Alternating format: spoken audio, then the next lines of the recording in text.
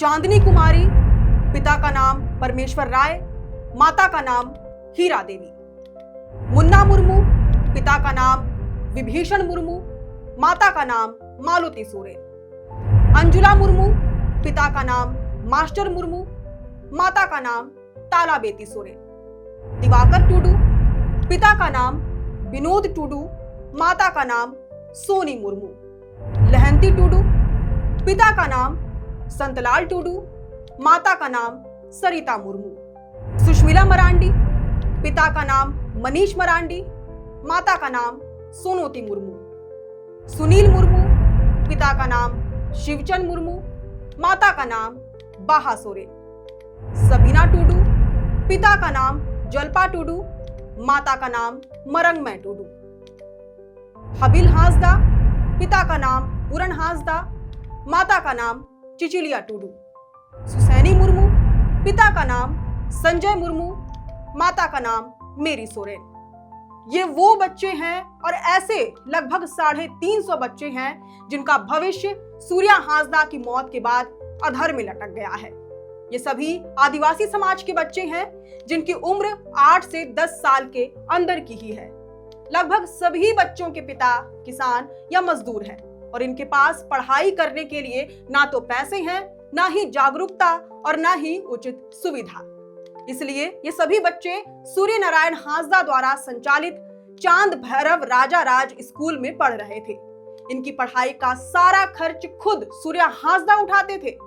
वह विदिन संथाल सेवा समिति ट्रस्ट के जरिए विद्यालय का संचालन करते थे, जिसके अध्यक्ष वह स्वयं थे। हालांकि सवाल ये नहीं है कि वह कैसे इसका संचालन करते थे, लेकिन मुख्य बात यह है कि वह दूर दराज के गांव में शिक्षा का प्रचार कर रहे थे। सूर्या हांसदा के तौर पर इन नन्हे मासूमों के ऊपर एक अभिभावक का साया था। वही सूर्या हांसदा जिनका परिचय आपको पुलिस और मीडिया ने एक कुख्यात अपराधी के तौर पर दिया है, जिसे इलाके में दहशतगर्दी करने वाला बताया गया।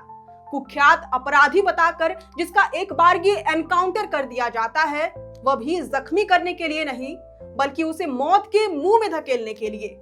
वही सूर्या हांसदा जो मुख्य धारा में रहकर राजनीति करता रहा, जो खुलकर आदिवासी हक अधिकारों की बात करता था, जो जल जंगल जमीन की बात करता था, जो आदिवासी महिलाओं की सुरक्षा और सम्मान को सर्वोपरि रखता था। सूर्या हांसदा की मौत ने न केवल उनके परिवार को उजाड़ दिया, बल्कि एक ही झटके में 350 वंचित समुदाय के बच्चों को अनाथ कर दिया, उनके सपनों को चकनाचूर कर दिया। बच गया एक मौन, एक सन्नाटा, जिसने इन नौनिहालों को गहरे सदमे में डाल दिया है।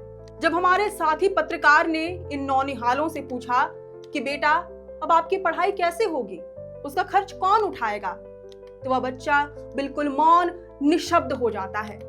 उस छोटे से बच्चे के पास कोई जवाब नहीं है कि उसकी पढ़ाई कैसे होगी। क्या नाम है बाबू तुम्हारा? कायन हदा। कायन हदार। इसी स्कूल में पढ़ते थे? हाँ।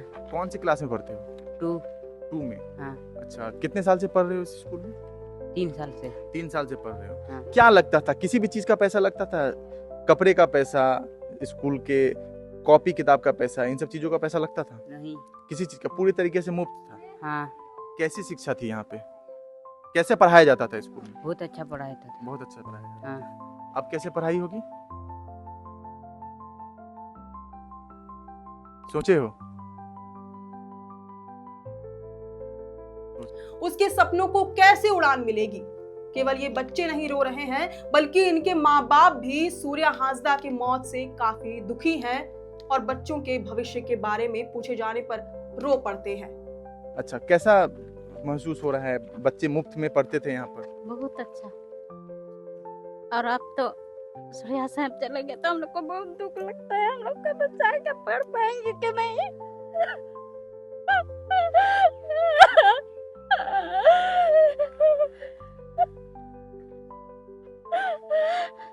कितने बच्चे पढ़ते थे आपके यहाँ?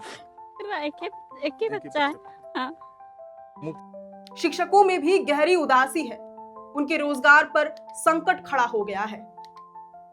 ये हमारे साथ टीचर हैं, इनसे बात करते हैं। जिस तरीके से स्कूल संचालन होती है, तमाम बच्चे जो यहाँ दिख रहे हैं, मुफ्त शिक्षा दी जाती थी इन्हें?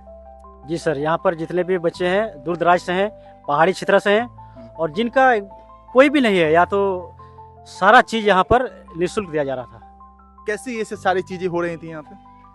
यहाँ ये स्कूल जो है ट्रस्ट के माध्यम से संचालित है और वो व्यवस्था ये तो हमने बताया कि कहाँ से ला रहे हैं, लेकिन इन सब बच्चों के लिए जिसका कोई नहीं है वो एक मसीहा की तरह काम किया है और सब बच्चे को यह सहयोग किया है और आगे भविष्य में भी इन्हें आगे जिस तरह से बढ़ाया जाए, कैसे उसको आगे किया जाए, इसके लिए हर जगह में जाके उन लोगों को शिक्षा दिया करता था। एक विराम सा लग गया है, जिस तरीके से एनकाउंटर हुआ उनका, एक विराम सा लग गया है। ये तमाम बच्चे जो है ये सोचने को मजबूर हो गए हैं कि हो सकता है कि इन्हें फिर मुफ्त शिक्षा मिल पाएगी कि नहीं। किस तरीके से देखते हैं और कितने लोग इस बच्चे स्कूल में पढ़ते थे? बिल्कुल सही बात है सर, यहाँ सभी बच्चे हताश हैं, साथ ही साथ इनके जो गार्जियन हैं वो यहाँ पर मौजूद हैं और बहुत दुख के साथ कहना पड़ता है, क्योंकि ये लोग बच्चे सोचे थे कि हम लोग तो कोई दूसरा स्कूल में पढ़ नहीं पाएंगे, क्योंकि ये लोग गांव घर में बकरी चराता था, गाय बैल घर बकरा करता था, तो उस अवस्था से ये लोगों को चुन के लाया गया था क्षेत्र से, ताकि यहाँ इन लोगों को एक अच्छा शिक्षा मिल पाए और वो अपना भविष्य के लिए अपना कदम आगे बढ़ा पाए। ये सोच के बच्चा को यहाँ पर हम लोग तैयारी कर रहे थे। यहाँ पर अपनी सवालिया निगाहों से ये बच्चे बार बार पूछ रहे हैं, अब हमारे पढ़ाई का खर्च कौन उठाएगा? कौन मुफ्त में हमारे कपड़े, बस्ते, कॉपी, किताब, कलम का खर्च अपने कंधों पर ढोएगा? हमारे माता पिता तो असमर्थ है, 2 जून की रोटी ही बमुश्किल नसीब हो पाती है। उस बीच शिक्षा का अलख कौन जलाएगा? कौन बनेगा हमारा मसीहा? कौन आदिवासी हक अधिकारों की बात करेगा? कौन सैकड़ों बच्चों का बोझ अपने सिर पर लेगा? अब कौन देगा इन सवालों का जवाब? क्या पुलिस देगी? बेशक नहीं, क्योंकि उनकी नजर में तो सूर्या हांसदा एक कुख्यात अपराधी से ज्यादा कुछ थे ही नहीं। मगर इन बच्चों की नजर में उनके माँ बाप और अपने परिजनों, समर्थकों की नजर में थे। बच्चों के माता पिता ये सोचकर भी सिहर उठते हैं कि अगर बच्चे शिक्षा से वंचित हो गए तो उन्हें अपने माँ बाप की भांति ही मुफलिसी में जीना पड़ेगा, मजदूरी करनी पड़ेगी। और तो और सोचिए रेबिका पहाड़िन की बच्ची के बारे में। साहिबगंज की रेबिका पहाड़िन आपको जरूर याद होगी, जिसके दरिंदे पति ने उसकी हत्या करने के बाद शरीर के 50 से भी अधिक टुकड़े करके उसे फेंक दिया था। उसकी बच्ची को सूर्या हांसदा ने गोद ले रखा था और उसकी पढ़ाई लिखाई से लेकर सारा खर्च वह खुद उठा रहे थे। क्या होगा उस मासूम का?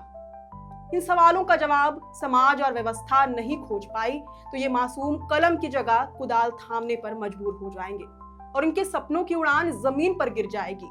ये लड़ाई सिर्फ इन बच्चों की नहीं बल्कि उस उम्मीद की है जो शिक्षा और अवसर से ही जिंदा रह सकती है। खैर, अब इस पूरी रिपोर्ट पर आपकी क्या प्रतिक्रिया है ये हमें कमेंट करके जरूर बताएं। शुक्रिया।